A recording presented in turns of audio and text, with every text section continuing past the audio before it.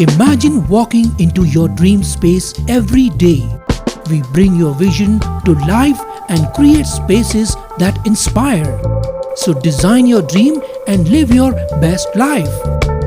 Discover the art of modern living with Spacecraft Interiors. Your space, our craft. Daily page Ulhasnagar, हमारी खबरें हमारी पहचान। फिर एक बार उल्लासनगर शहर के 25 परिवार बेघर होने की राह पर। 25 घरों को दिया गया नोटिस, एक भी घर टूटने नहीं दिया जाएगा। स्थानीय लोगों को अरुण अशान का आश्वासन। विरोधियों की कोई चाल कामयाब नहीं होने देंगे, अरुण अशान। उल्लासनगर कैंप 4 स्थित महादेव नगर और संतोष नगर के बीच स्थित व्यावसायिक प्रशिक्षण केंद्र वोकेशनल ट्रेनिंग सेंटर की भूमि पर प्रधानमंत्री आवास योजना के तहत लगभग 1789 घरों का निर्माण प्रस्तावित है। योजना की घोषणा के समय सत्ता पक्ष की ओर से यह आश्वासन दिया गया था कि इलाके के किसी भी पुराने मकान को नहीं तोड़ा जाएगा, लेकिन पिछले सप्ताह करीब 25 मकानों को कार्रवाई संबंधी नोटिस जारी किए जाने के बाद स्थानीय नागरिकों में चिंता और भय का माहौल बना हुआ है। इसी मुद्दे को लेकर महादेव नगर के नागरिक में शिवसेना के सभागृह नेता एवं स्थानीय नगर सेवक अरुण अशान से मुलाकात की। इसके बाद आज विठाई प्रतिष्ठान में नागरिकों की एक बैठक आयोजित की गई। बैठक में अरुण अशान, सचिन कदम, नीलेश बोबड़े, सूरज वाकारकर, नितिन सबकाल, निखिल पाटिल, प्रदीप गोडसे, अमर जग्यासी सहित अन्य पदाधिकारी उपस्थित रहे। Bureau report, daily page news, Ulhasnagar. या प्रभागामध्ये नवीन इतिहास घडवला आणि माझ्यासारख्या नवख्या माणसाला सकाळी तुमच्या परिचित होते, पण आम्ही सगळे नवीन नगरसेवक तुम्ही ते निवडून दिले। तुम्ही गरिबांचे कैवारी आहात आणि निवडून दिल्यानंतर या ठिकाणी कधी नव्हते वर्षोनवर्ष आपण धनुष्यबाण या चिन्हाला जे मतदान करत होतं ते चिन्ह तुम्ही कायम ठेवलं। आज या चिन्हाला घेऊन अरुण अशान तुमच्या दारात आलेला आहे। पुन्हा आपण त्या दिवशी माझ्या कार्यालयाला भेट दिली होती। काही लोकांना 7 तारखेला 8 तारखेला नोटीस आला म्हणून माझ्याकडे आले होते, परंतु आता शहर प्रमुखांनी सांगितल्याप्रमाणे की नोटीस का दिली, खरोखरच पंतप्रधान आवास योजना ही गरिबांना घर देण्यासाठी आहे का गरिबांची घर घेण्यासाठी आहे? आज ह्या प्रभागातल्या लोकांना बेघर करायचं, मग कुठल्या लोकांना आणून इथे बसवायचं? मग तुम्ही कोणासाठी हा प्रकल्प राबवताय?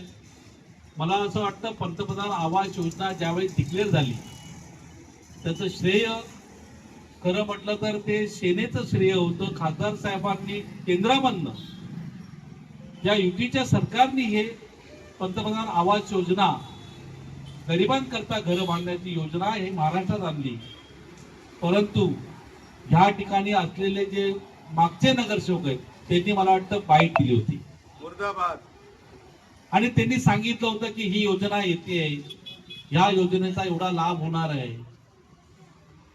आपण जेव्हा एक योजना येते म्हणून सांगतो त्यावेळेस त्या तिथल्या लोकांचं गांभीर्य, त्या तिथल्या लोकांना, राहणाऱ्या लोकांना भयभीत होता कामा नये, त्या लोकांची घरं जाणार नाही, त्या लोकांना याच पंतप्रधान आवास योजनेमध्ये सामावून घेतील का, किंवा त्यांचे असलेले घरही कायम राहतील का? पहिले याचा विचार करायला पाहिजे होता। गेल्या कित्येक वर्षापासून SRA स्कीम येणार, झोपडपट्टीतून बिल्डिंग उभा राहणार, मग ते गेल्यानंतर म्हाडाची स्कीम येणार, नंतर क्लस्टर मध्ये जाणार। या सगळ्या गोष्टी या ठिकाणी चालू असताना मी तुमच्या बाजूच्या प्रभागामध्ये भीम कॉलनीमध्ये राहणारा मी नगरसेवक, मी बाजूला तुम्हाला बघत होतो की बाबा भीम कॉलनीमध्ये असं काय येणार नाही, यांच्याकडे कसं काय सगळं येतंय? खरं म्हटलं तर झोपडपट्टी प्रभागातनं माझी आई 4 वेळा निवडून आली। त्या झोपडपट्टी प्रभागाचा कसा विकास केला, कसा कायात कलट केला हे तुम्ही सगळ्यांनी बघितलं, कारण तुम्ही इथे वर्षानुवर्षे इथे राहतायत। कित्येक लोकांचं परिवार ही 2री 3री पिढी इथे आहे आणि त्या 2ऱ्या 3ऱ्या पिढीने हे सगळं विकास होताना बघितलेलं आहे। आजच्या या गोष्टीचा खरं म्हटलं तर मला असं वाटलं नव्हतं की मला अशा काही मीटिंग मध्ये इथे यायला लागेल, परंतु ज्या दिवसापासून हा कोणी जो खेळ मांडला आहे तो माणूस या खेळामध्ये सक्सेसफुल होणार नाही।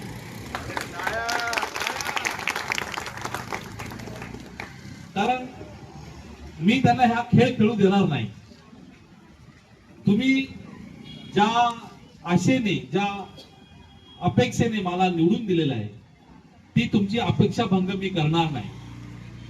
शहर प्रमुखांनी सांगितल्याप्रमाणे एकाची पण इथे वीट हलणार नाही. पण जो कोणी वीट हलवतोय त्याला मात्र आता हलवल्याशिवाय राहणार नाही. बघा, मी कधी कोणाच्या शेपटावर पाय देत नाही, पण आपल्या शेपटावर पाय दिलं तर आपण सोडत नाही. आज या ठिकाणी कधीच अशी घटना घडली नाही की कोणाचं घर तुटलं नाही, कोणाचा पत्रा तुटला नाही. आम्हाला अभिमान आहे त्या गोष्टीचा की गरिबासाठी लढणारा कोणतरी होता. आज सूडबुद्धी का जागी झाली? अचानक मध्ये असं काय झालं? जनतेचा कौल जनतेने दिला. दिग्गज लोक पडले. दिग्गज मध्ये कोणी त्यांना ओळखत नव्हतं असे लोक जिंकून आले. हा जनतेचा कौल आहे. आणि जनतेचा कौल आहे म्हणजे जनता ही जनार्दन आहे, मतदार हा राजा आहे. आणि राजाने दिलेला निर्णय प्रजेला मान्य करावा लागतो. मग तुम्ही नाराज का? आम्ही तर कधी इकडे आलो नव्हतो. टाकी तुटली तर म्हणे आम्ही बगीचा बनवणार, म्हणजे लोकांना पाणी नको. आमच्याकडे पाण्याची टाकी होती, त्या ठिकाणी त्यांनी इकडनं पाईप टाक, तिकडनं पाईप टाक, इकडे वाल बसव, तिकडे वाल बसव. पण निसर्ग आणि कर्म हे नेहमी माणसाच्या बरोबर असतं असं मला वाटतं. मला कधी कमी पडलं नाही. तुम्ही बघताय की भीम कॉलनीला कधी पाणी नाही, कधी बुमबुम दिसते. आज माझ्या माता भगिनी त्या तिकडनं घरकामाला जातात, भांडी धुण्या भांडीचं काम करतात. मी गरीब नगरसेवक आहे, गरीब वार्डाचा नगरसेवक आहे. माझ्याकडे गरीब लोक राहतात. आपल्याकडे श्रीमंत लोक कोण आहेत नाही. मग गरीबाच्या जीवावर उठला कोण? तुम्ही जर का गरीब, मी म्हणतो माझा वार्ड आहे तर माझ्या गरीबाच्या जीवावर उठला कोण? अरुण, आशांत आणि माझ्याबरोबर असलेले सगळे माझे चारही नगरसेवक, इंदिरा पाटील असू दे, सपकाळे असू दे, संगीता सपकाळे असू दे, किंवा अमर जग्याशी, काजल जग्याशी असू दे, आम्ही ज्या पद्धतीने या वार्डामध्ये काम करतोय, आम्हाला निवडून येऊन 6 महिने झाले. 6 महिन्यात आम्ही काय केलं? आम्ही गीता कॉलनीचा रस्ता बनवायला घेतला, आम्ही 30 सेक्शनचा रस्ता बनवला, आम्ही नवीन पाण्याची लाईन टाकली, टाकीचं काम फास्ट मध्ये करायला सांगितलं, या रोडचं काम अपूर्ण राहिलं होतं ते काम पूर्ण करायला घेतलं. कित्येक तरी दिवसापासून लाईट लागत नव्हती. का लागत नव्हती? रोड बनून किती दिवस झाले तुम्हाला माहिती, तुमच्या समोर घर आहे. लाईट लागत नव्हती. पाण्याची टंचाई आहे. कुठेतरी काहीतरी सांगायचं, पाण्याच्या वेळेस लाईट जाते. इथे नवीन प्रकार आहे, पाण्याच्या वेळेस लाईट जाते आणि मुद्दाम जाते. MSCB ला विचारलं तर म्हणजे साहेब लाईट चालू आहे आणि पाण्याच्या वेळेस लाईट जाते. म्हणजे काही लोकांना अजून पटत नाहीये की आम्ही नाही होत म्हणून. ज्यांना कोणाला माझ्या बरोबर लढायचं असेल त्यांनी माझ्या बरोबर लढावं. माझ्या जनतेला का त्रास द्यावा? मी आहे ना. माझा त्रास आहे तर तुम्ही मला बोला ना. तुम्ही मोठे असाल तर आम्हाला एखादी मारून घ्या. आमच्या लोकांची घरं का तोडता? या ठिकाणी पंतप्रधान आवास योजना जरी आली आणि त्याचं जरी इथे सगळं साम्राज्य पसरलं तरी पण माझ्या संतोष नगर, महादेव नगर मधला मी एकाही माणसाला बाहेर जाऊ देणार नाही. तुम्हाला मी त्या दिवशीच सांगितलं होतं, माझ्या कार्यालयात जे अनेक जण सांगितलं की तुम्ही घाबरू नका, तुम्ही घरी जाऊन बिंदास झोपा, तुम्हाला काय काळजी करायचं कारण नाही. या 20 तारखेच्या महासभेमध्ये मी तुमच्या सगळ्यांकरता महासभेमध्ये मी प्रशासनाला प्रश्न विचारणार आहे. पत्रकार महोदय इथे उपस्थित आहे, ते तुम्हाला पत्रकारितेच्या माध्यमातून, माझ्या संभाषणाच्या माध्यमातून तुम्हाला सांगतील की मी तुमच्याकरता काय प्रश्न उपस्थित केला.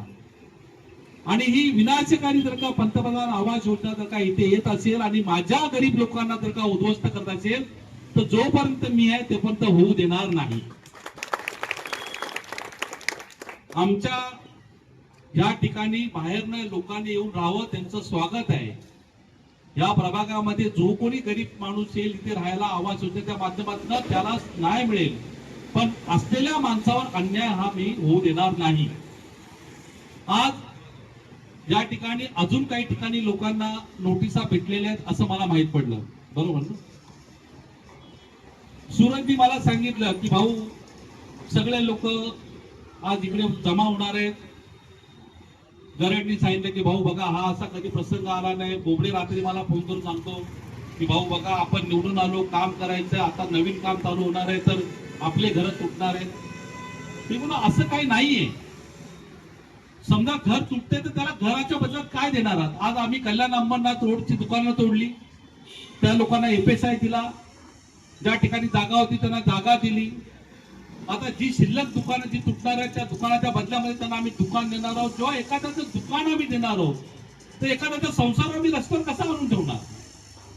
त्याची पण सोय आम्हाला केली पाहिजे, त्या माणसाला पण आम्हाला न्याय दिला पाहिजे. आज वर्षोनवर्ष 4-4, 5-5 कुटुंब एकेका घरामध्ये राहत आहेत. खाली वर करून आपण आपलं आयुष्य घालवतोय. मुलगा झाला, मुलाचं लग्न झालं, नवीन संसार आला, वरती एक किचन, खाली एक किचन. आपण आपल्या असलेल्या आपल्या ऐपतीप्रमाणे आपण आपल्या ह्या ठिकाणी वास्तव्य करतो आणि कोणीतरी नोटीस देतं आणि सांगतं 7 दिवसामध्ये खाली करा. अरे 7 दिवसात खाली करायला काय तुमच्या बापाचा माल आहे? खाली करा. असं कसं खाली करा? मी अधिकाऱ्यांना त्या दिवशी तुम्ही गेल्यानंतर जाब विचारला, मी अतिरिक्त आयुक्तांना विचारला की तुम्ही पंतप्रधान आवास योजना नक्की कोणासाठी आणतात? याच्यामध्ये कोणाची मिलीभगत आहे का? आणि ह्या लोकांना बाहेर टाकून यांना कुठल्या आवास योजनेमध्ये पाठवणार आहात? तुम्ही मग आणणार कोणाला आणि पाठवणार कोणाला? या सगळ्या गोष्टी विचारल्यानंतर त्यांच्याकडे माझ्या प्रश्नाचं उत्तर नव्हतं. आज तुम्ही सगळे जण या ठिकाणी उपस्थित आहात.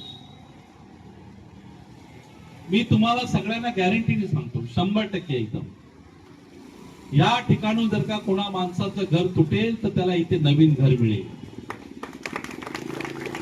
ज्या माणसाचं घर तुटेल तो बेघर होईल, ती स्कीम आपण होऊ देणार नाही. या ठिकाणी कोणी काय रात्रभरामध्ये आणून काय पिलर उभे करून बिल्डिंग बांधणार नाही. या ठिकाणी कोणी पण कपचूप मध्ये येऊन कुठलं काम करू शकणार नाही.